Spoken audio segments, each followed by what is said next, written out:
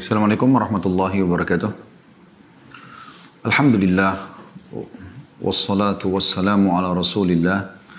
Segala puji dan puja kehadirat Allah subhanahu wa ta'ala, juga salawat dan taslim kepada Nabi besar Muhammad sallallahu alaihi wa ala alihi wa sahbihi wasallam. Saudaraku seiman, pada pertemuan kali ini tentu saya tidak bisa menyebutkan satu persatu nama teman-teman panitia yang minta acara kita ini tanpa mengulangi penghormatan tentunya. Tapi insya Allah kita coba lebih menghemat waktu untuk masuk ke tema kita. Dan judul tema kita ini sebenarnya sangat panjang teman-teman sekalian. Perjalanan atau kehidupan setelah kematian nanti. Tapi saya coba memberikan pendekatan makna supaya kita bisa memahami masalah ini. Yang pertama teman-teman sekalian berhubungan dengan masalah kematian. Mati ini adalah sebuah pintu yang semua orang akan masuk ke dalamnya. Tidak ada sesuatu pun di muka bumi ini, di alam semesta ini kecuali Allah subhanahu wa ta'ala tentunya yang ada di atas arsy-Nya, di singgasananya, di atas langit sana, terkecuali itu tentunya, semuanya masuk dalam firman Allah subhanahu wa ta'ala, A'udhu billahi minasyaitonir rajim, kullu nafsin za'iqatul maut. Semua yang bernyawa itu akan meninggal. Ya. Dan yang dianggap benda mati pun akan hancur dengan terjadinya kiamat. Dan ini adalah satu rukun iman kita yang kelima. Setelah iman kepada Allah, iman kepada malaikat, iman kepada kitab-kitab, iman kepada rasul-rasul, yang kelima adalah iman kepada hari kiamat. Dan hari kiamat ini satu paket beriman tentang prosesi kematian, bagaimana ruh keluar, orang beriman, orang kafir, kemudian setelah itu masuk ke alam barzah, kuburan, kemudian setelah itu hari kebangkitan atau hari kiamat, yang kita sering ulang-ulangi di Al-Fatihah, Maliki Yaumiddin, Raja pemilik hari kebangkitan. Kemudian setelah itu ada timbangan amal, lalu kemudian ada tempat abadi surga bagi orang yang beriman dan patuh kepada Allah selama di dunia, dan semoga kita termasuk insya Allah ini. Dan ada tempat yang kedua, neraka abadi bagi orang-orang yang kafir dan membangkang. Tentu ada sebagian orang yang beriman yang masih banyak dosanya, yang akan dicuci dulu, dibersihkan dosa mereka di neraka, kemudian masuk ke dalam surga. Ya, kurang lebih seperti itu gambarannya. Tapi saya ingin bicara masalah kematian. Teman-teman sekalian, perlu kita sadarkan diri kita semuanya, terutama saya tentunya yang berbicara pertama, baru kemudian teman-teman yang mendengarkan. Kalau mati itu pasti kita lalui, tidak mungkin tidak. Sehebat apapun Anda menjaga kesehatan Anda, ya, setinggi apapun titel Anda, sebanyak apapun harta, saldo Anda di rekening, investasi Anda di sebuah perusahaan, sebanyak apapun keturunan Anda, atau Anda masih muda, bujang ataupun gadis, atau Anda masih anak-anak, semua bisa menghadapi kematian. Dalam sebuah hadis qudsi disebutkan, pada saat Allah SWT menciptakan Adam, lalu Allah memperlihatkan anak keturunannya. Dan di setiap anak keturunan Adam, di matanya sudah ditulis ajalnya, batas waktu umurnya. Jadi kita semuanya sedang menjalani itu saja, prosesi itu.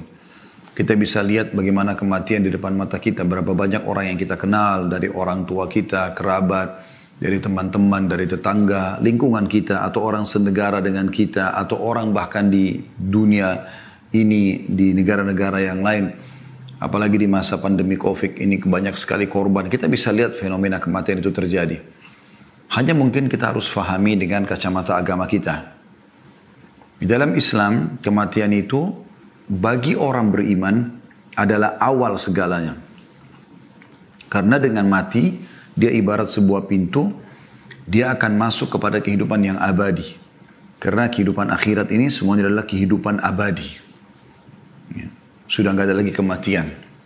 Allah katakan dalam Al-Quran, La yadhukunal mauta illa mautatal ula. Orang yang sudah menuju ke akhirat, mereka tidak akan rasakan lagi kematian, kecuali kematian yang pertama saja. Dan pada saat terjadi beberapa syuhada, ya, meninggal di peperangan bersama Nabi SAW, Nabi SAW menyusun jenazah mereka sambil mengatakan, teman-teman kalian ini sedang berbicara dengan Tuhan kalian. Mereka minta agar dikembalikan ke dunia, agar mereka bisa berperang lagi. Ya, mereka bersedia untuk ditusuk lagi oleh musuh karena melihat begitu besarnya pahala dan balasan yang Allah berikan hanya karena mati di jalan Allah saja. Maka Allah SWT berfirman kepada mereka, sudah menjadi peraturanku, kalian tidak akan pernah kembali lagi ke sana. Maka mereka mengatakan, kalau begitu ya Allah, ya sampaikan kepada saudara-saudara kami yang belum menyusul kami agar mereka jangan takut dan jangan bersedih.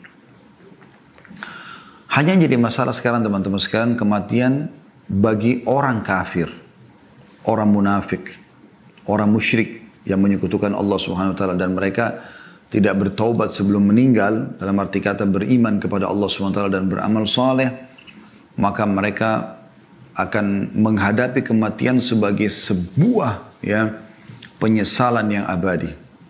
Ya, akhir segalanya bagi mereka. Kalau orang beriman awal segalanya. Ya.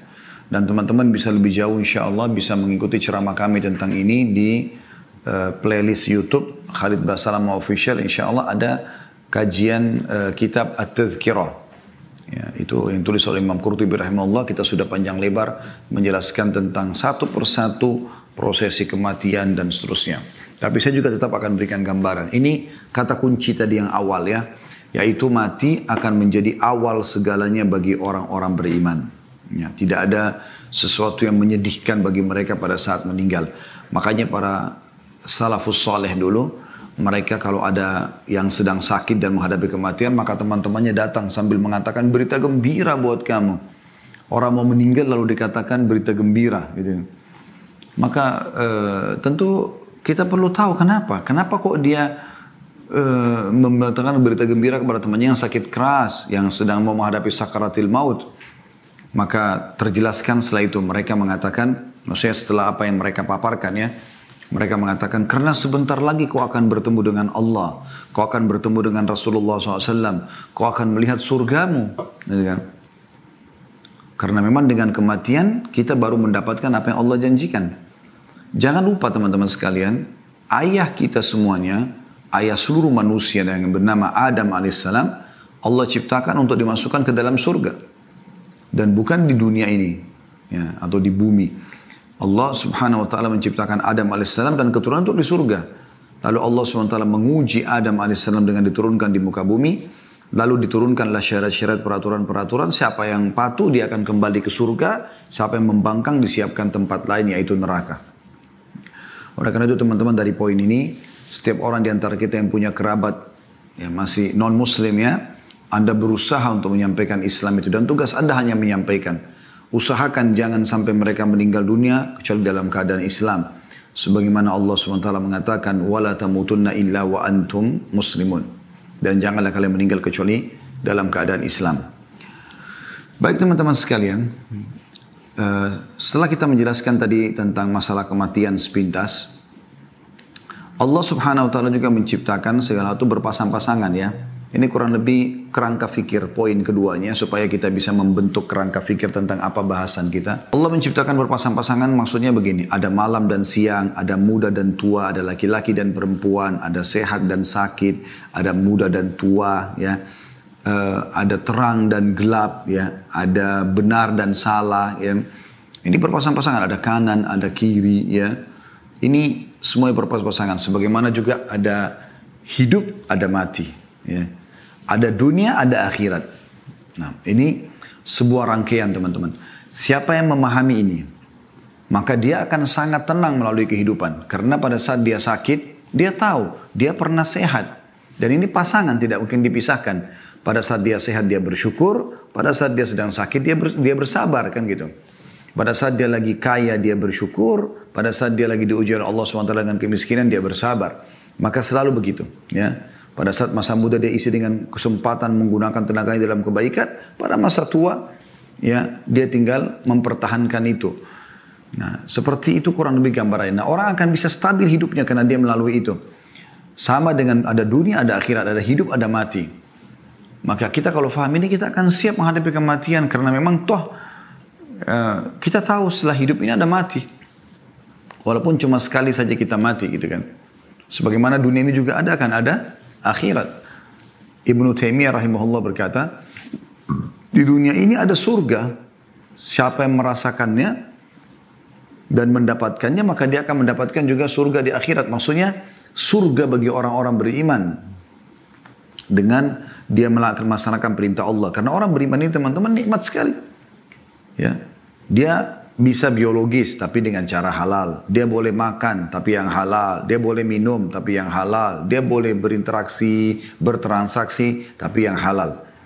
Dan yang halal lebih banyak daripada yang haram. Yang haram itu sedikit sekali. Seperti misalnya Allah haramkan babi, Allah ganti dengan sapi, kambing, kuda, kelinci, semua hewan-hewan air. Lebih banyak. Allah haramkan zina, Allah ganti dengan nikah. Ya, sama-sama pelampiasan biologis, tapi ini namanya harum, anaknya jelas statusnya, biologisnya juga nikmat karena dia dalam kondisi tenang. Beda dengan zina yang semua diikuti dengan ketakutan dan seterusnya. Pada saat Allah haramkan khamar, Allah halalkan susu, madu, sirup, air putih, banyak yang lainnya. Jadi sebagai ujian. Nah, orang beriman itu sebenarnya menikmati dunianya dan menjadi surga bagi dia. Kita bisa biologis yang halal, kita bisa makan, minum, berpakaian. Bahkan Islam tidak pernah membatasi kita untuk mengejar yang terbaik dari prestasi di dunia ini. Tapi semua itu kita tunggangi untuk mendapatkan yang terbaik di akhirat. Dan tidak melupakan kalau akhirat adalah target utama. Ya. Baik, berbicara kematian tidak akan pernah luput dari masalah akhirat tentunya ya. Kita coba membahas tentang masalah dunia dan akhirat ini teman-teman sekalian. Beranjak daripada surah Al-Qasas, surah nomor 28, ayat 77. Saya berharap teman-teman bisa membuka ayat ini supaya kita tadabburi bersama-sama.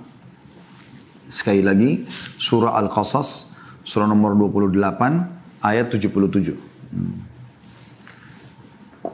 Semoga Anda sudah buka tentunya. Allah Subhanahu wa taala berfirman, A'udzubillahi minasyaitonirrajim. Wabtaghi fima ataqallahu ad-daral akhirah wa la tansa nasibaka minad dunya wa ahsin kama ahsanallahu ilaik wa la tabghil fasada fil ard innallaha la yuhibbul mufsidin.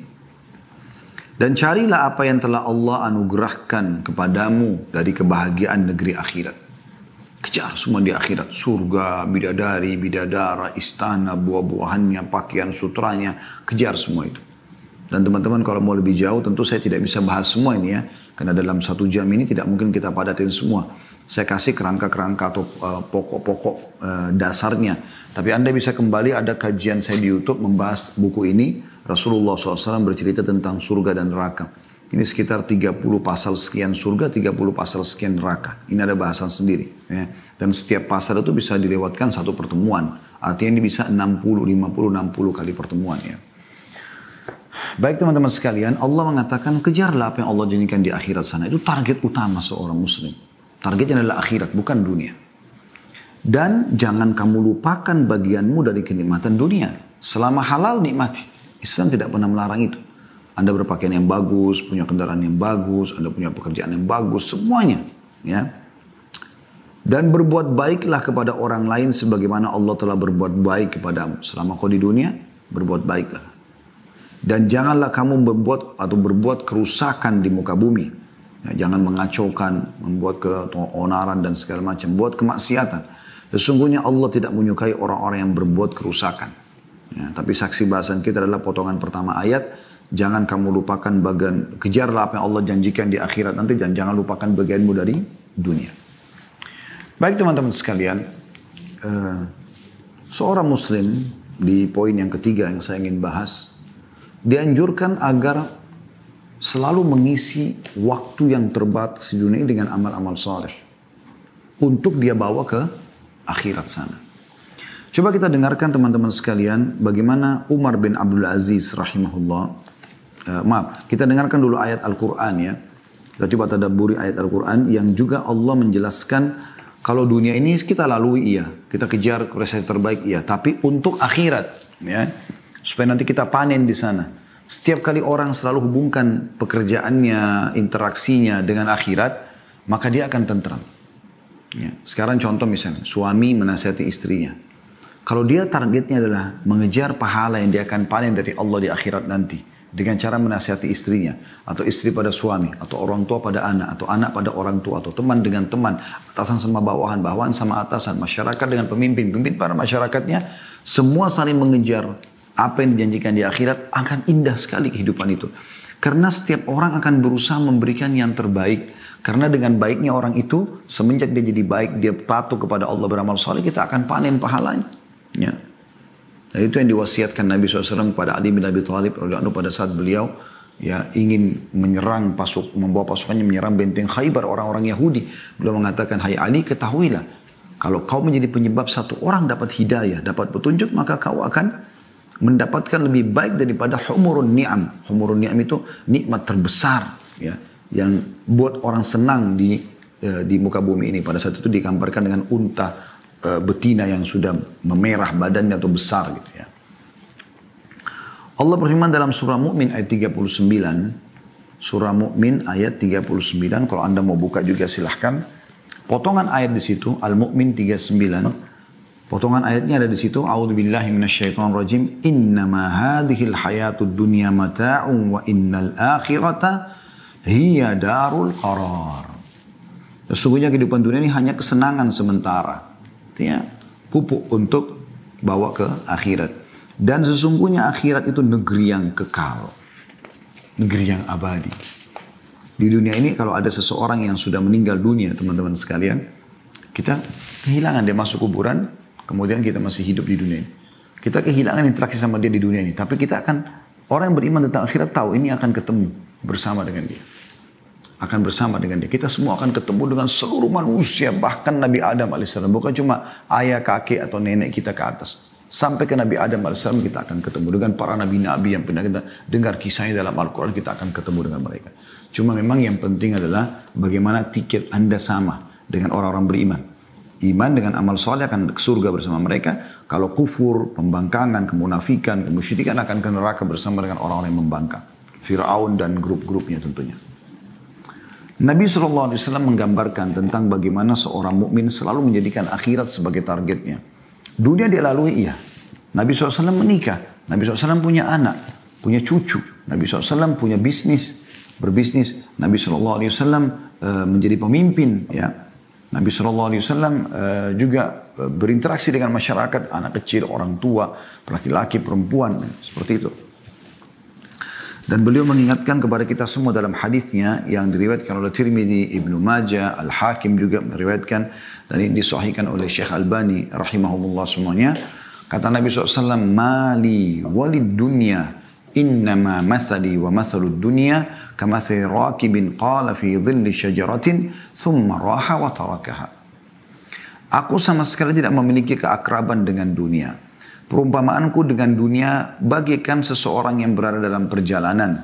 Dia beristirahat di bawah sebuah pohon rindang, lalu dia pergi dan meninggalkannya. Ya, jadi artinya seorang mukmin bukan menjadi target utamanya dunia. Bahkan para sahabat ya dinukil dari para tabi'in menukil dikatakan bahwasanya saya telah menemui orang-orang, maksudnya dari kalangan sahabat Nabi, yang tidak pernah sama sekali mereka merasa sedih dengan hilangnya dunia dari mereka. Atau apapun dari urusan dunia ini. Mereka lebih merasa sedih kalau ketinggalan sholat subuh berjamaah. Mereka lebih sedih daripada ketinggalan sholat tahajudnya. Mereka sedih kalau tidak sempat bersedekah. Kalau tidak sempat membaca Al-Quran. Itu yang mereka sedih.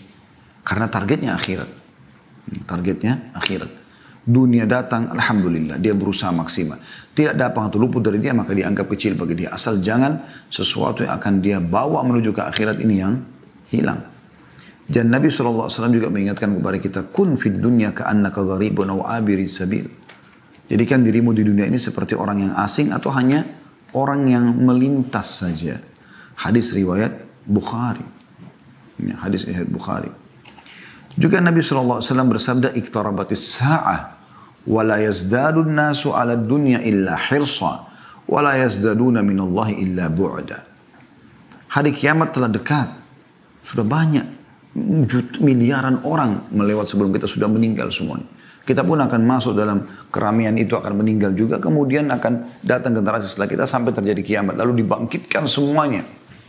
Ya, enaknya kita sebagai orang beriman sudah dapat bocorannya itu teman-teman sekalian. Kata Nabi SAW, hari kiamat telah dekat. Karena sudah tinggal sedikit. Ini ujung-ujungnya saja kita hidup di akhir-akhirnya. Ya, sampai kata Nabi SAW, hitunglah termasuk tanda-tanda kiamat adalah meninggalnya aku. Dan Nabi SAW sudah meninggal 1400 tahun yang lalu. Hari kiamat sudah dekat. Tidak ada yang bertambah dalam diri manusia terhadap dunia melainkan ketamakan saja. Ada orang yang terlalu berlebihan, dunia aja dan tidak mau berpikir akhirat. Sehingga dia tidak perlu tahu itu halalkah, itu haramkah. Intinya dia dapatkan sikut sana, sikut sini, menipu sana, menipu sini, durhaka sama orang tua dan segala macam. Dan mereka tidak bertambah kepada Allah melainkan semakin jauh saja. Yahya bin Mu'adz mengatakan, rahimahullah, aku sama sekali tidak memerintahkanmu untuk meninggalkan dunia.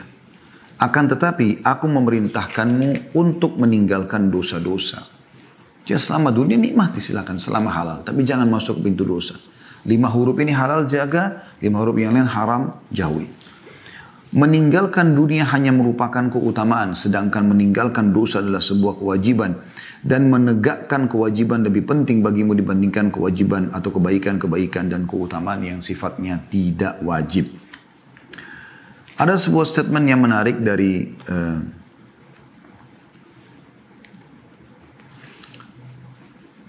Umar bin Abdul Aziz rahimahullah.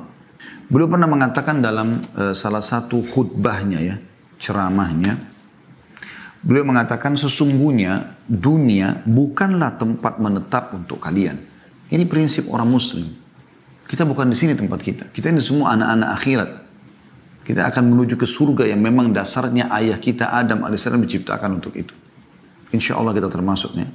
Sesungguhnya dunia bukanlah tempat menetap untuk kalian.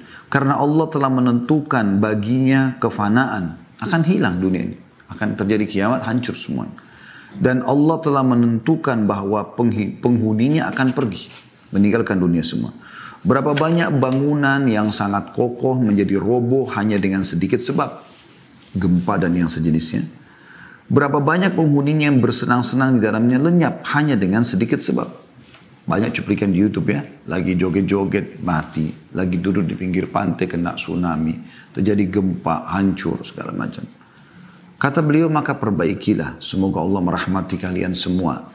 Perjalananmu itu dengan sebaik-baik barang bawaan yang kalian miliki dan berbekallah. Dan sesungguhnya sebaik-baik bekal adalah takwa. Maksudnya kepatuhan kepada Allah. Allah perintahkan kerjakan, Allah larang jauhi. Dan ketika dunia ini bukanlah tempat menetap bagi seorang mukmin dan bukan pula tanah airnya yang hakiki, maka seyogyanya ia di dunia ini berada dalam satu keadaan di antara dua keadaan. Yakni sebagai orang asing yang singgah di sebuah negeri yang di dalam benaknya hanyalah berbekal untuk kembali ke tanah airnya. Dan atau yang kedua, bagaikan seorang musafir yang sama sekali tidak singgah. Siang dan malam hanya diisi dengan perjalanan menuju tempat tujuan. Atau yang dimaksud sini adalah akhiratnya. Ya, akhiratnya.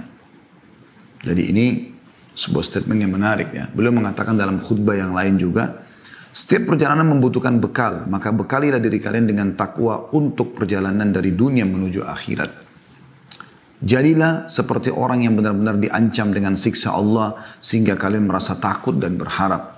Dan janganlah merasakan tenggang waktu yang masih panjang sehingga hati menjadi keras dan akhirnya kalian tunduk kepada musuh. Karena sungguhnya panjang angan-angan bagi orang yang tidak tahu bahwa dia tidak akan menemukan waktu sore ketika dia berada di waktu pagi, dan bagi orang yang tidak tahu bahwa dia tidak akan menemukan waktu pagi ketika dia berada di waktu sore. Padahal kematian sebenarnya telah ditetapkan baginya pada waktu itu.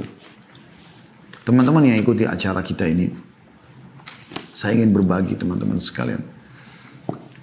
Apa yang menjamin sekarang saya dan Anda? Saya mungkin di ruangan ini, Anda mungkin di tempat Anda masing-masing. Seseorang di antara kita tiba-tiba melihat malaikat maut. Dan itu pasti terjadi. Tidak mungkin tidak. Anda tidak akan mungkin bisa luput dari itu. Dan itu hanya Anda yang menyaksikannya. Anda kalau ketik di YouTube kematian tiba-tiba, banyak sekali cuplikan. Ya, hanya untuk ambil pelajaran saja. Ada orang lagi ngobrol sama teman yang tiba-tiba jatuh. Ada orang yang lagi mabuk-mabukan nyanyi-nyanyi jatuh. Ada juga orang yang lagi ceramah meninggal. Orang baik, orang jahat semua akan mati. Bahkan orang nabi-nabi pun sudah meninggal. Dan pada saat itu teman-teman, kita udah nggak bisa buat apa-apa. Pada saat malaikat maut itu datang, kita tidak bisa buat apa-apa. Yang ada cuma penarikan ruh. Apa kata Nabi SAW? Kalau orang beriman akan melalui kematian, maka akan datang kepadanya 3 sosok malaikat. Satu malaikat maut di ubun-ubun kepalanya, dua malaikat kasih sayang di kiri kanannya, membawa kain kafan dari surga. Kemudian malaikat maut akan mengatakan, hai jiwa yang baik, keluarlah kepada rahmat dan karunia Tuhanmu. Maka roh itu keluar dengan sangat cepat seperti air dari mulut kendi. Belum sesaat keluar, dipegang oleh malaikat rahmah kasih sayang tadi, lalu dibungkus dengan kain kafan dari surga, lalu dibawa ke langit, menembus 7 lapis langit, menghadap kepada Allah Subhanahu Wa Taala. Ya. Kemudian setiap malaikat yang dilewati oleh roh tersebut bertanya kepada malaikat yang membawanya, siapa ini? Roh siapa ini? Karena mengeluarkan bau lebih wangi dari kasturi, dari bau kasturi. Semoga kita insya Allah termasuk itu. Maka malaikat rahmah mengatakan, Fulan bin Fulan, namanya yang paling baik di dunia. Ini penyampaian Nabi SAW, bukan penyampaian saya. Ya, ini wahyu yang diberikan bocorannya kepada kita. Bagaimana prosesi orang kalau meninggal itu. Maka malaikat-malaikat mengatakan, semoga Allah membiarkan ruhnya lewat di sisi kami karena wanginya. Lalu terdengarlah suara dari langit mengatakan, catatkan hambaku dia termasuk penghuni surga, kembalikan dari dunia karena di sana saya ciptakan, di sana pula saya akan bangkitkan. Maka dikembalikan ruhnya bersamaan dengan jasadnya diantar oleh para kerabatnya atau tetangga-tetangganya. Pas tiba di kuburan dimasukkan, kata Nabi SAW, 3 langkah mereka pulang, dia masih bisa mendengarkan suara sendalnya. Kemudian, ya, datanglah 2 malaikat, Munkar dan Nakir, mendudukkannya lalu menanyakan, siapa Tuhanmu, siapa Nabimu, apa kitabmu.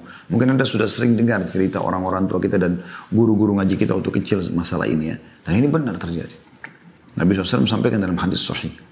Lalu menanyakan kepadanya, siapa Tuhanmu, siapa Nabimu, apa kitabmu. Kalau dia orang beriman, kata Nabi SAW, maka dia masuk dalam firman Allah, yuthabbitullahu alladhina amanu bil qawli tsabit fil hayatid dunya wa fil akhirah. Allah akan menetapkan di lisan orang-orang beriman untuk bisa menjawab. Selama di dunia, kenapa kau sholat, kenapa kau puasa, kenapa kau gini. Dia punya jawaban, ada dalilnya. Dan di akhirat, maksudnya di alam barzah, di kuburan, dia akan bisa menjawab pertanyaan malaikat tersebut. Setelah dia jawab, Tuhanku Allah, Nabiku Muhammad, kitab Al-Quran, maka dibukakan baginya pintu neraka.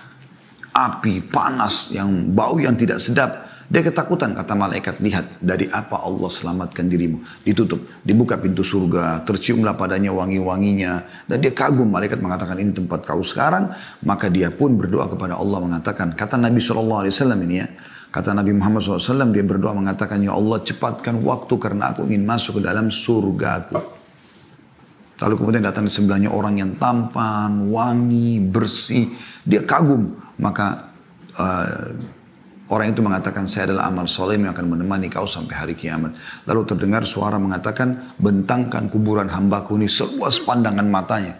Mungkin kalau kita lihat orang yang masih hidup ini, kita lihat kuburan cuma yang lahat 1 kali 2 meter saja. Tapi ya, yang sebenarnya adalah lebih daripada itu. Orang beriman lebih luas dari pandangan matanya. Lalu dibukakan, hamparkan permadani dari surganya. Maka terciumlah baginya bau surga tersebut dan dia menikmatinya walaupun dia belum bisa masuk ya. Maka jadilah kuburannya taman dari taman surga. Semoga ya Allah kita termasuk ini semua. Kemudian sebaliknya kalau orang kafir meninggal dunia wa na'udzubillah, maka datang kepadanya 3 sosok malaikat. 1 malaikat mau diubun-ubun kepalanya, 2 malaikat penyiksa di kiri kanannya membawa kain kafan dari neraka. Kemudian malaikat maut dengan marah mengatakan, keluar hai jiwa yang busuk, keluarlah kepada kemurkaan Tuhanmu. Maka ruhnya berantakan di tubuhnya, tidak mau keluar. Lalu malaikat maut mencabut, menarik dengan keras, kata Nabi SAW, sampai roh itu tercabut, ibaratnya seperti bulu domba yang dibasahkan, dililitkan di pohon berduri, kemudian ditarik dengan keras. Bagaimana berantakannya bulu itu, seperti itulah ruhnya. Belum sesaat keluar, maka malaikat pun membungkusnya dengan kain kafan dari neraka. Baru naik ke atas langit, belum buka pintu langit pertama, masih baru mau meminta izin malaikat yang membawanya. Malaikat atas langit mengatakan, siapa orang ini? Ya, karena keluar bau yang lebih busuk daripada bau bangkai, kata Nabi SAW. Maka berkatalah para malaikat di langit, semoga Allah tidak membuat lewat di sisi kami. Semoga Allah tidak membuat lewat di sisi kami. Kemudian setelah itu terdengar suara dari langit mengatakan, setelah orang malaikat yang membawanya mengatakan Fulan bin Fulan, namanya Fulan bin Fulan, malaikat yang di langit mengatakan semoga Allah tidak buat lewat di sisi kami. Dan ini disebutkan nama paling buruknya di dunia ya. Kemudian terdengar Allah berfirman subhanahu wa ta'ala, catatkan hambaku ini termasuk penghuni neraka, karena di sana dan kembalikan di dunia, di sana saya ciptakan, di sana pula saya bangkitkan. Lalu diantar ruhnya bersamaan jasadnya dimasukkan ke dalam liang lahat. 3 langkah pengantarnya pulang, dia masih bisa dengar suara sendal, setelah itu sudah tidak lagi. Lalu malaikat mungkar nakir datang mendudukkan dia, lalu menanyakan siapa Tuhanmu, siapa nabimu, apa kitabmu. Walaupun teman-teman hafal mati jawabannya ini, maka dia akan masuk dalam hadits ini. Kata Nabi SAW, dia akan mengatakan, innama aqulu kama kana yaqulun nas. Saya nggak tahu, saya cuma ikut-ikut dulu orang bilang apa. Gitu. Nah, akhirnya setelah itu dibukakan baginya pintu surga. Dia lihat permadani, buahannya, pelayannya indah sekali, baunya wangi. Lalu dia gembira, tapi kata malaikat, lihat dari apa kau haramkan dirimu. Harusnya kau bisa masuk sini, tapi kau sendiri yang buat ini. Ditutup, dibuka pintu neraka. Panasnya, bau busuknya, segala macam. Kata malaikat, ini tempat kau. Tidak bisa kau lari dari sini. Maka dia pun mengatakan, ya Allah jangan cepatkan waktu karena aku tidak ingin masuk ke nerakaku. Lalu datang di sebelahnya orang yang busuk tampangnya, menakutkan. Lalu kemudian dia mengatakan, siapa kamu ini? Kata orang tersebut, saya amal burukmu, dosamu yang akan menemani kau sampai hari kiamat. Wa na'udzubillah. Kemudian Allah utus, dalam penutup riwayat Bukhari disebutkan, Allah utus malaikat yang tidak punya penglihatan dan pendengaran yang membawa sebuah besi. Yang kalau besi itu seluruh jin dan manusia bersatu untuk membalikkan, mereka tidak akan mampu. Lalu dihantamkan ke orang ini sehingga dia hancur, lalu diutuhkan kembali, dihantam lagi, begitu terus sampai hari kiamat. Riwayat yang lain menyebutkan maka kuburan, ya, dinding kuburannya akan menjepit tubuhnya sampai tulang rusuknya seperti ini. Dan Nabi SAW menyatukan jari-jari beliau. Ya. Jadi sebagian ulama mengatakan dua riwayat ini bisa digabungkan antara dia dipukul sama diremukkan, gitu kan. Begitu terus sampai hari kiamat, maka jadilah kuburannya lubang dari lubang neraka. Ada sebuah riwayat juga atau athar menyebutkan pada saat dia dipukul dia teriak dan semua makhluk yang Allah mendengarkan kecuali jin dan manusia. Dan kalau mereka mendengarkan mereka akan meninggal seketika. Saudaraku seiman, hal-hal seperti ini adalah hal imaniyah, masalah keimanan. Dan ini kalau Anda membuka hati Anda dengan keimanan, Anda bisa merenungi tentu hal-hal seperti ini. Kalau Anda hadir di pengajian kita ini bukan dengan keimanan, maka mungkin Anda tidak akan tersentuh dengan hal seperti ini. Syukurlah teman-teman sekalian kita dapat bocorannya seperti ini. Dan tidak ada ruginya Anda mengambil informasi ini. Tidak ada rugi sama sekali. Malah akan membuat kita menjadi orang lebih baik. Kenapa kita jadi lebih baik? Karena kalau kita tahu ada akhirat, ada hisab. Agama ini sebenarnya teman-teman menyuruh kita jadi orang baik kan gitu. Kita disuruh jujur, amanah, tanggung jawab, bakti sama orang tua, jenguk orang sakit, menyenangkan orang, apalah, berbuat baik, bersedekah dan seterusnya. Dan semua punya keutamaan-keutamaan yang akan kita bawa ke akhirat. Dan kita dilarang bohong, menipu, gunjing, fitnah, mukul, caci maki, mencuri, dilarang semuanya, mengganggu orang. Dan diancam dengan ancaman yang berat. Jadi sebenarnya Anda kalau menjadi orang yang agamis, dan Anda faham masalah ini, Anda menjadi orang yang baik. Karena memang agama memandu kita untuk itu. Apalagi Anda hubungkan ini semua dengan akhirat, itu luar biasa. Kehidupan Anda akan sangat mudah ya Anda lalui tentunya. Baik teman-teman sekalian, itu gambaran lebih dalam tentang masalah bagaimana prosesi kematian. Ya. Saya masih ingin menitikberatkan sebuah hadis tentang bagaimana seorang mukmin boleh berprestasi di dunia. Tapi ingat, prestasinya yang halal. Dan usahakan Anda selalu hubungkan dengan akhirat. Apa kata Nabi SAW? Innamad dunya li arba'ati nafar. Dunia ini penghuninya ada 4 saja. Ya, 4 golongan gitu. Abdun razaqahullahu malan wa ilman fahuwa yattaki fihi rabbah wa yasilu fihi rahimah wa ya'lamu lillahi fihi haqqa fahadha bi afdalil manazil. Golongan yang pertama dan ini yang paling terbaik, semoga kita termasuk dalamnya insyaallah, adalah seorang hamba yang Allah karunia dia harta dan ilmu, malan wa ilman. Kemudian dia bertakwa kepada Allah di keduanya. Maka dengan harta dan ilmu itu dia melanjutkan hubungan silaturahim dan dia mengetahui hak-hak Allah di situ. Dia bersedekah, dia zakat, ya. Dia bersyukur. Maka ini adalah yang paling afdal di antara 4 golongan ini. Golongan kedua, wa abdun razaqahullahu ilman wa lam yarzuqhu mala. Seseorang hamba yang Allah karunia ilmu tapi belum dikasih harta. Pintar ilmu agama tapi dia miskin. Fahuwa shadiqun niyah, tapi dia ikhlas niatnya. Dia tulus menerima keadaannya itu. Fayaqul, kemudian dia berkata pada saat melihat tadi golongan yang pertama, yang Allah karunia ilmu juga harta. Dia sibuk bersedekah, bangun masjid, bangun rumah anak yatim, segala macam, bantu, segala macam bantuan selalu diikuti sama dia. Demi untuk mengejar akhiratnya. Golongan kedua mau buat, tapi nggak ada duitnya. Dia cuma punya ilmu. Apa kata Nabi SAW? Yang penting dia ikhlas nih. Lalu dia berkata, Lau anna li malan la amiltu bi amali fulan, fahuwa biniyatihi fa ajruhu ma sawa. Dia bilang kalau seandainya saya dikarunia oleh Allah harta seperti orang itu dan dia tulus betul-betul memang kalau ada nanti dia akan lakukan, maka dia yang kedua ini dengan niatnya akan mendapatkan pahala yang pertama. Walaupun dia tidak bangun masjid, walaupun tidak bangun anak yatim, tapi memang dia tidak punya duit. Kalau ada betul dia akan lakukan. Ini golongan yang kedua. Jadi orang yang justru bisa mengejar pahala orang-orang yang sudah berbuat baik, tapi dengan niatnya, karena dia tidak mampu melakukannya. Masuk juga misalnya orang lumpuh, dia berharap kalau dia tidak lumpuh dia ke masjid. Dia berharap kalau dia mampu dia pergi haji, dia pergi jihad. Nah ini semua masuk dalamnya. Kemudian golongan yang ketiga, yaitu wa abdun razaqahu Allahu malan wa lam yarzuqhu ilman. Fahuwa yatakhabbatu fi malihi bighairi ilm wa la yattaqid fihi rabbah wa la yasilu fihi rahimah. ولا يعلم فيه لله حقا وهذا بأخبث المنازل.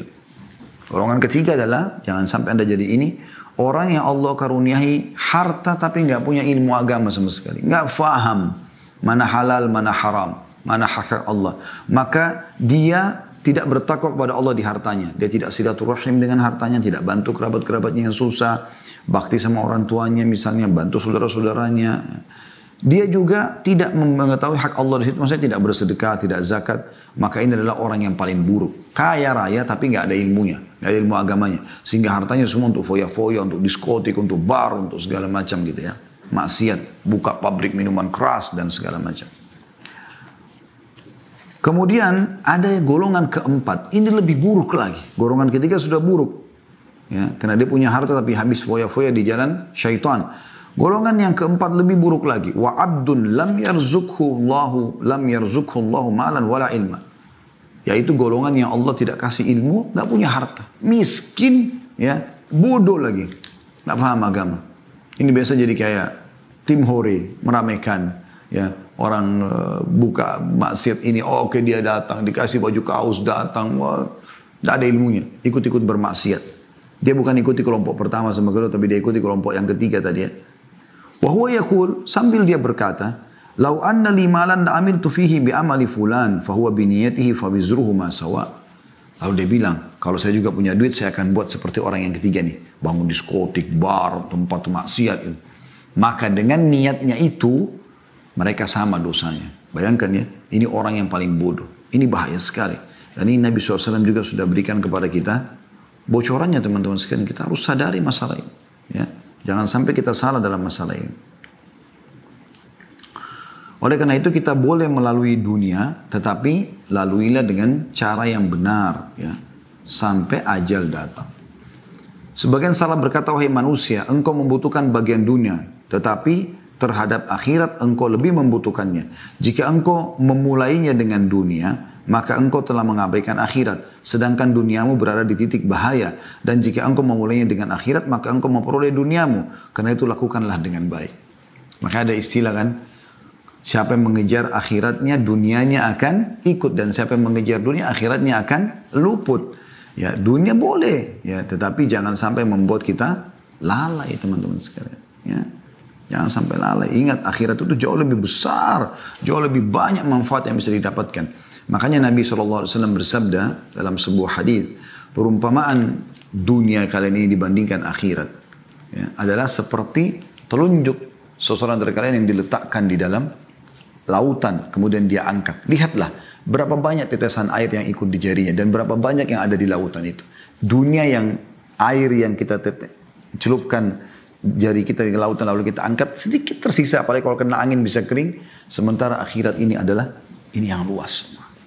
Makanya Allah bilang dalam Al-Quran kan, walal akhiratu khairun wa abqa. Akhirat lebih baik dan lebih kekal. Ya, waktu Nabi Muhammad SAW mau meninggal dunia, sahabat banyak yang menangis, merasa kehilangan. Maka beliau dalam kondisi lemah datang memaksakan diri ke masjid, kemudian beliau naik di atas mimbar lalu beliau mengatakan, wahai manusia, jangan kalian sedih. Karena pertemuan kita yang sebenarnya, perjanjian kita, di haudku nanti. Haud itu telaga Nabi di mahsyar. Jadi orang beriman akan ditimbang amalnya, setelah itu dia akan datang minum di haudnya Nabi SAW, di telaga Nabi. Telaga ini sumbernya dari surga gitu kan. Anda bisa di kajian buku tentang surga neraka ini sudah saya panjang lebar bahas masalah haud Nabi SAW ya. Jadi ada haudnya Nabi SAW. Beliau mengatakan, mimbarku di tengah-tengah haudku, aku menunggu kalian di sana. Jadi jaraknya itu yang jauh sekali antara satu kota ke kota yang lain, jaraknya yang besar sekali, dan diisi dengan seperti jumlah bintang-bintang di langit dari canteng-canteng untuk minum. Sampai minum seteguk saja kata Nabi SAW, maka dia tidak akan pernah haus selamanya. Kata Nabi SAW, tidak usah sedih, pertemuan kita ada kok, ada akhirat. Dan saya akan pertemuan dengan kalian, aku mendahului kalian di haudku. Kita akan bertemu teman-teman sekalian. Anda begitu melihat malaikat maut mencabut ruh Anda akan lihat semuanya sudah terbuka. Nggak ada lagi hijab bagi Anda. Anda akan melihat siapa yang sudah meninggal sebelumnya. Allah sudah buka semuanya. Anda bisa lihat surga, bisa lihat neraka. Beda dengan kita yang sekarang masih diuji oleh Allah Subhanahu wa ta'ala. Juga pernah ada sahabat Nabi ditanya oleh Nabi SAW, apa makanan dan minumanmu? Dia mengatakan, daging dan susu ya Rasulullah. Makanan saya daging, minuman susu. Ini dianggap sudah elit sekali di dunia ya. Maka kata Nabi SAW, setelah itu akan jadi apa? Maksudnya habis itu jadi apa? Kita sudah tahu semua jadi kotoran nih. Tapi sahabat ini dengan santun tahu apa maksud Nabi SAW. Dia mengatakan, jadi apa yang sudah Anda tahu ya Rasulullah? Maksudnya ya susunya yang tidak dibutuhkan oleh tubuh akan keluar jadi air seni. Ya makanannya akan jadi tinja. Tapi beliau tidak bilang itu, beliau mengatakan akan jadi apa yang Anda tahu ya Rasulullah. Kata Nabi SAW, sesungguhnya Allah menjadikan perumpamaan dunia ini seperti ya apa yang keluar dari manusia dari sisa atau ampas makanan dan minuman itu. Jadi maksudnya dunia ini sebentar, kita akan tinggalkan teman-teman sekalian. Dan kematian pintu untuk menuju ke sana. Oleh karena itu, kita coba hidup untuk akhirat. Jangan yang lainnya. Bagaimana kita hidup untuk akhirat kita. Ya. Kita tahu setelah kematian itu ada kehidupan di sana. Bukan tidak ada kehidupan. Dan itu adalah salah satu rukun iman kita tentunya. Oleh karena itu, para sahabat, para tabi'in, orang-orang soleh, mereka selalu saja berbuat hal-hal yang baik. Dan selalu mereka tarikan adalah akhirat, adalah akhirat, adalah akhirat. Selalu begitu. Wasiat-wasiatnya tentang akhirat. Pernah Hasan Basri rahimahullah jalan mengantar jenazah. Lalu beliau sambil berzikir. Ada satu anak muda di sebelahnya. Lalu bertanya, wahai imam. Imam ini kalau kita kayak kiai. Kenapa anda berzikir? Kata beliau, berzikirlah wahai anak muda. Karena yang sedang kita antar sekarang ini, jenazah ini, nggak bisa lagi berzikir. Setiap ada kesempatan beramal soleh teman-teman jangan sia-siakan. Kesempatan emas. Anda yang masih ikutin acara ini, Anda masih punya kesempatan emas. Selama Anda hidup walaupun cuma sehari lagi, itu adalah kesempatan emas untuk beramal soleh, menambah amal Anda. Jangan sia-siakan. Pernah Talha bin Ubaidillah rahimahullah mimpi, kebetulan ada 3 orang dari suku Uzrah masuk Islam, 3-3-nya. Kemudian Nabi SAW menawarkan siapa yang mau menaungi 3 orang ini. Tinggal di rumahnya. Kata Talha, saya Rasulullah. Kebetulan Talha bin Ubaidillah orang kaya. Salah satu dari 10 sahabat yang jamin masuk surga. Kata Talha, terjadi peperangan di zaman Nabi SAW. Dalam kisah ini tidak disebutkan peperangan yang mana. Lalu salah satu dari 3 ini ikut berperang lalu mati syahid. Beberapa waktu setelah itu ikut lagi orang yang kedua dari mereka. Perang mati syahid juga. Sebulan setelah itu meninggallah, atau beberapa hari setelah itu meninggallah orang yang ketiga, tapi mati di atas ranjang, bukan mati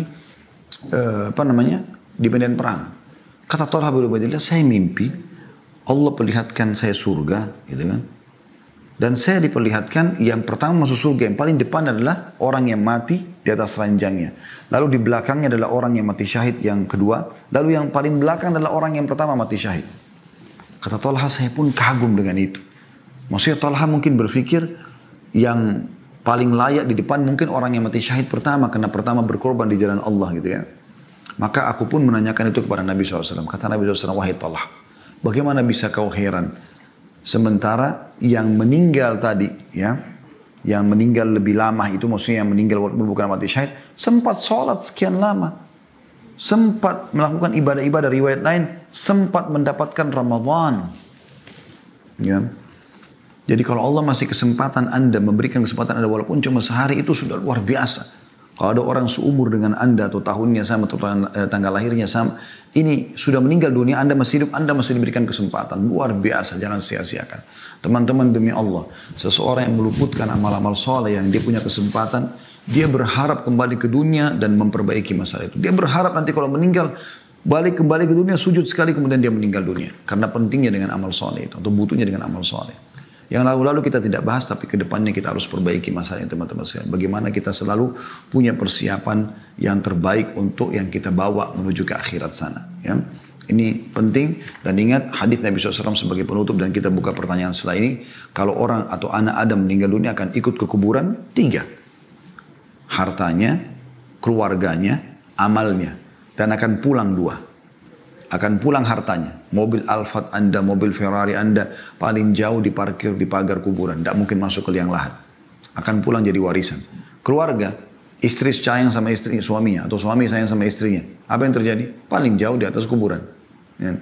Setelah itu nggak mungkin dia nginap, dia akan pulang. Dia bisa menikah lagi sama orang lain dan seterusnya.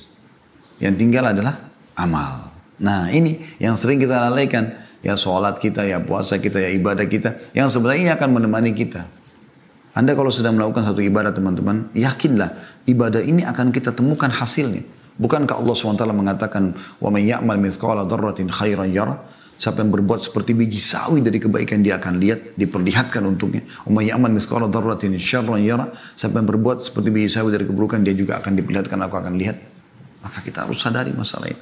Jangan sia-siakan peluang amal soleh dan tutup semua peluang-peluang berbuat dosa semaksimal mungkin. Kalau Anda pernah lakukan, Anda bertobat kepada Allah.